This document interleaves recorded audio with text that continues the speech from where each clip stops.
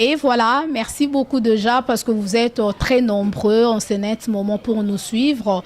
Moi, Betty Massengou, je suis là avec beaucoup de joie et beaucoup de plaisir. Merci surtout pour la confiance que vous me faites. Vous le savez que j'étais un peu souffrante, mais par la grâce de Dieu, maintenant ça va. Dieu m'a guéri, je suis maintenant en bonne santé. Et bien, je suis là. Salutations aussi à Jean Bilongo. Salutations, merci pour les images. Salutations à Papa Dav Moubama, les boss de Canal Future News et Canal Future One. Et abonnez-vous massivement sur Canal Future News et Canal Future One. Vous le savez que dans cette émission, nous recevons uniquement et exceptionnellement pour vous, Maman Israël la joie, Maman Yabana Mibali, Maman Oyo Atretaka Chombo comme il se doit. Et naba émission Bobengaka, Mingi Botinda Rabambo, on a bino pour vos traitements, Chombo, je pense bien vous n'allez jamais déçu parce que awa et ratakate na centre Tonganzoto bisika otozo sala émission nabiso. Voilà, lelo tozo le bela un nouveau sujet pour na bandeko bolanda rabiso. À chaque semaine on a émission avec Maman Israël la joie, la sexologue, la spécialiste, l'unique à son genre. Tozo le bela comment maintenir le sexe de l'homme, ndenge nini mobala ko maintenir sexe nae, produit nini akori ko utiliser pour que chombo nae ezala toujours malamu chombo tolobaka ezala peni. Et puis mafuta nini pe savon nini oyo mobali akoki kosalela parce que ce que olingi ozala na chombo malamu il faut kosalela savon oyo eza sans acide, ba savon oyo esalamaka na awa na centre Tonganzoto et pa ya Maman Israël la joie nde bozomona liboso na biso toza na ba produit ebele. Maman a expliqué bino d'un moment à l'autre comment bokoki ko utiliser yango. Voilà, bonjour Maman Israël la joie. Merci beaucoup Betty Massengou. Bonne santé maman. Très bien Yaya. Voilà. Maman, un mot na ba na mibali bazolanda biso et surtout lelo tozana ba produit ebele ya kolakisa bango pona ko maintenir chombo na bango malamu ebisi bango ni. Bon, nayebisaka bino toujours ke nalingaka bino mingi. Soki nga nalingaka bino mingi te, ndele Nzambe alakisa ngai ndenge ya kobongisa bino te. Nga naza mama oyo Nzambe atindela bino. Naza mama oyo Nzambe atindela bino pona bongisaka bino makasi. Na bongisaka chombo ata esi ekufa kala. Esali banvula ebele telemaka te esalaka te nga so na bongisi yo ekosala. Yango nazoyebisa bino te nalingi bino makasi, nalingi bino mingi, nazo continuer kozala toujours mama na bino na basi na bino bana mibali nyonso. Voilà. Maman, comment maintenir le sexe de l'homme? Mobala ko maintenir chombo ndenge nini? Chombo eumela ezala toujours makasi, ezala toujours en bonne, ezala en forme quoi. Akoko sala ndenge nini? Merci beaucoup Betty Massengou. Mwana mobali esengeli ko protéger chombo. Oyebi ke lelo atozali aveugle okozanga mwasi te pona nini pona chombo. Atozali maboko ebukana okozanga mwasi te soko zali na chombo. Ata parti nini yango ya mako ya nzoto na we zali malamu te soki chombo ezali okozanga mwasi te. Ata ozali mokuse makasi mobali pe ya mokuse atulaka te pona nini pona chombo. Alors chombo ezali eloko moko ya ko protéger yango malamu, ezelo moko ya kobatela malamu po soki ozangi chombo okozanga mwasi. Soko zangi chombo okozanga mwasi bakobenga yo nani etula. Bakobenga yo etula pona nini po chombo ezali te. Mais sika oyo chombo ezali esika mwasi azali. C'est pourquoi bomona kabiso ba mama tolobaka oboti mobali oboti pe mwasi. Pona nini? Po esika chombo ezali nde esika mwasi avandaka. Voilà. Alors maman na ebité obetaka c'était trop pour la mibalo basalela ba produit ya malamu te wana ba nzete ba nkoro ba produit chimique et surtout ozolo ba pona likambo etali savon faut ko sokola chombo na savon eza na acide te na ebité puissance nango na chombo mobali eza pona nini? Merci beaucoup Betty Massengou pour la question. Ngai mama ya bana mibali na pekisa bana mibali banzete po banzete elie saka chombo te. chombo esengeli elia po ezala en bonne santé mais banzete ezoboma yango baproduit chimique ezoboma yango bastimulant ezali koboma yango chombo nzamba asala yango na misisa na yango po te chombo eliaka à travers misisa chombo ekolia à travers les misisa chombo ezali lokola bébé na libumu ya mama na ye azali kolia à travers le cordon omoni chombo tango ezali vivifié lokola bébé na kati ya libumu ya mama na ye po biloko oyo mama azali kolia yango nde ezali kokende ko vivifier mwana soki mama aza na zemi alie poison mwana pa kokufa soki mama aza na zemi alie biloko ya mabe mwana pa kolia biloko ya mabe ndenge moko na yo pe mwana mobali to papa soki olie biloko ya mabe ekokende koboma chombo na yo soki olie biloko ya malamu ekokende kobongisa chombo na yo chombo po ezala en bonne santé esengeli elia malamu esengeli ko éviter pe ba savon ya acide basokolaka nango chombo te parce que soko zali ko sokola ba savon nyonso mokili oyo ezaka na acide po savon avec comme savon fo batiango acide menga na saleli bana mibali savon ezanga acide sans acide na saleli bino yango na basi na bino parce que savon tango zo sokola na savon mususu na chombo na yo comme eza na acide yo oko perdre ba sensation sexuelle na yo oko koma na ba manque d'appétit sexuel parce que acide ezali na savon eko ezali na influence moko munene na chombo no pona ko détruire yango bon sikoyo ezala yo mwana mwasi esengeli otika makambo ko sokolaka ordinateur na yo na n'importe quel savon omoni savon nga na sali bino na mibali na bino eza savon yo mwana mwasi ko zwango ndamu na maboko pakoli yango na ordinateur oniki ordinateur bien lo sokoli yango bien na mai papa okokamata ngo pakoli savon chombo mobimba nango bipai na bipai opakoli yango sokoli yango malamu opase yango na mai na sima nango oko remarquer sensation oko remarquer que oza na chombo mais soko sokoli nzoto no na savon ya acide oko mona lokolo ato se préparer ki pona ko sala rapport sexuel oko mona donc appétit bungi on dirait muto zaki na posate on dirait muto o préparer ke lo côté appétit bungi et ça na kabongo pe na basi e bungi saka appétit ata se préparer ki nden lelo na ko lakisa mobali na ngai lelo na ko binela ye rumba lelo ko sentir nga lelo na ko tia à l'aise mais tango yo ko solaka na savon ya acide o mono bosani nyonso sensation ko yate o ye ko lala na mbetu o lali pongi tina tongo lokola ebembe na yango na kopekisa na koyebisa na bino ba papa na bino ba mama ke savon onde na saleli bino yango na sali yango na bilia moko ezali vivifiant bon fulufulu eza na kati ya savon oyo ezali fulufulu oyo euti na makasa moko vivifiant biloko baliaka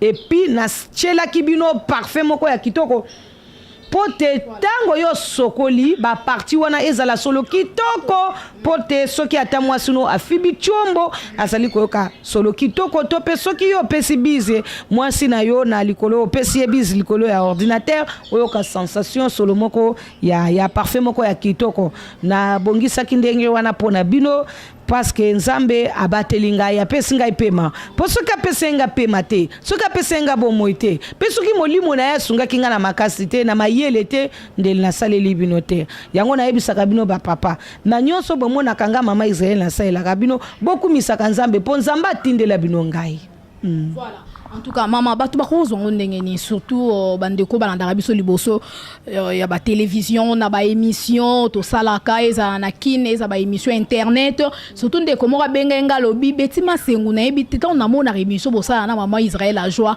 na sepela makasi komona teinture na bino en tout cas SCP sanga menga na poto mafuta nyonso na pakola esimbaka te na yebi te mama muto bongo zo conseiller nini yefo asalela savon to fo asalela mafuta oyo eza liboso na biso wana et puis comment kokozo wango. Merci beaucoup ndenge nazalia wa ndenge nzambe abatela kangai na saka toujours ba recherche malamu na sela kibino ba mafuta ebele sans document éclaircissant pona bato balingi kozala pembe makasi ozokoma pembe ya makasi mais ozali kobeba te tentira kitoko so mutatali azolula yo mafuta oyo ezali kolongola ba tampon ezali kolongola ba ride ba tache noire na ba bouton ba mikusa na nzoto biloko nyonso mabe na loposo yo na sali déjà mafuta oza chocolat okokoma chocolat ya kitoko ozali mwindu na yo kozala ya kitoko, ozali pembe na yo kozala ya kitoko, na sali mafuta yango ezali naturel, pur, éclaircissant et traitant. Eza ko soigner ba peau na bino, ezali ko vivifier yango et puis ezali ko nourrir yango. Na utaki pe ko bala na safiderme. Na bala ni na safiderme médical. Pona babiloko na bango o ya ba vivifiant pona sina tinda yango pe batu ebele ba pesanga ba résultat ya malamu. Ta mususu mutu mususu akokoka kotindelo yango te soko za musika. Kasi ngai na kokoka parce que ngai na za nango. Ta mususu mutu mususu akokende kotindelo ya fo. Me ngai na kotindelo ya médical. Nazu yango ba forme nyonso ba médical ba éclaircissant ba nani ba tout o ya safiderme o pe kondi saka libumu o pe donc tout o ya malamu. Alors ce qui nazaka na bon moite nde na sala ki recherche ote. Na kokai kondima libalo te ce qui ngai nazaki na ba preuve te. Nazali na preuve na yango na libumu po ngakisi ya libumu na pesa kabino ezaka ya komela. Tango zo mela yango po libumu ekondo zo suba ba mafuta. Alors ya massage na préféra ki bosale la massage ya safiderme ozo mela FMM ya moto pona libumu ekonda ozo masse yango na massage oyo ya safiderme oyo ya medical nga nazana ngo biloko oyo nazana ngo ya safiderme eza biloko nga nazana ngo na nazana confiance nango en tant que médecin. Et puis ba pekisite bandimelinga ba biso mama Israël a joint ndimeli eloko c'est que za ya solo boyebi ke boza na mboka na biso eza munene ba mafuto nga na saila bino ba peotin comme nazaka kana Kinshasa boy au moins muto akoko benga nga azana intérieur azana village tant on a koyebise somba safiderme tel ale benga nga na ebiso ndengo ko utilizango okomona azopesa nga ba résultat malamu yango na préféraki na laksa pe bino na kobombela bino pona zwanini kobombela mutu eloko ya malamu eza lisumu na miso ya Nzambe mayena bombela bino ezalaki te yango na salaki mariage na bango to balani. Alors vendredi promotion ezozalaka soko za musika toza na Kinshasa te okoko benga bandeko no vendredi ba komona nga na avenue Kimbondo numéro 164 Bandal Mola mokolo na kitsaka ba prix nyonso ya biloko nyonso loposo ba sombela yo ba biloko na prix moko promotionnel na prix moko ya C pote yope obongama osepela ongenga opela mwinda. Voilà. En tout cas, merci beaucoup pour Nandeko Bengainga depuis Paris. Hein, ma copine, je pense bien aux réponses. Ma Foutezawana Benga Maman Israël à Joanne à plus 243 89 94 42 825 00243 89 95 00243 89 94 42 825. Tana ina pesa bino ku numéro na ngai.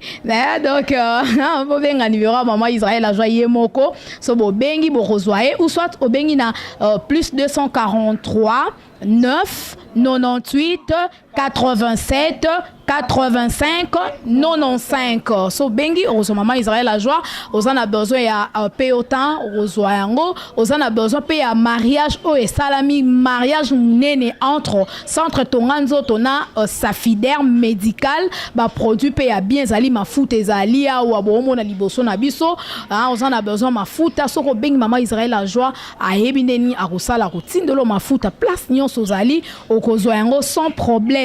Voilà maman tozo koma déjà na suka émission na biso na ebité pour na bande konyoso balandi biso bakoko retenir nini surtout bana noa mibali o balingaka toujours ko meteni ba chombo na bango ezala à bonne santé ezala toujours makasi ezala na force ebeta baku ebele o ebisi bango nini pour na émission ya lelo et puis o bandela lisusu kombo nga na lingaka mi ko insister pour na batu mingi ba lobaka côté maman soto tini to tina mbongo ndenge nini pour to na besoin ba produit alors na liloba ya suka pour na émission na biso ya lelo Zamba pambola yo Betty Masengu pe bino nyonso balandi na émission vraiment na sepela kanabino makasi oyebi pona kosukisa na koyebisa bino te yo moko zotala na meso zo mona ba chombo omoni chombo oyo ateza nango na 19 cm teza na 20 cm te mais za chombo moko ekuba tala ndenge za makasi oyo soko zosala nango mwasi na yo rapport sexuel akosentir yo akoloba en tout cas mobile nanga asali ngai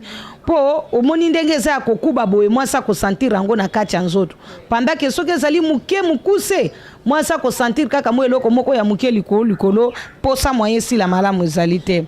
mais chombo ya boye soki po lingi kokomisa yango lokola oyo olingi pe kokolisa yango ekoma lokola oyo ya 20 cm okokolisa yango hein okokolisa yango okomona elongwe okobakisa kaka quelques centimètres po ndenge ezali awa ndenge eza mibale boye oyo eza na 17 cm oyo eza na 19 à 20 cm awa pona ekoma lokola oyo okobakisa kaka 3 cm apamba ekokanaka te saline ekokokana sikoyo omoni ezali boye parce que ezali kolia ba vivifiant oyo pe ezali chombo moko eza kolia malamu eza kobokwa mabe bien kasi ba chombo mibale oyo na kolakisa bino oyo eza ya kokufa oyo eza ya kokufa po ebelaki mingi ebeli ba faiblesse ba impuissance ba éjaculation précoce ba manque d'appétit sexuel boye na boye un coup de alors ezalaki vraiment menacé na impuissance sexuelle et aki kokufa mais oyo pe ezali menacé mais quand même ezo telemaka eza kobeta quand même un coup hein même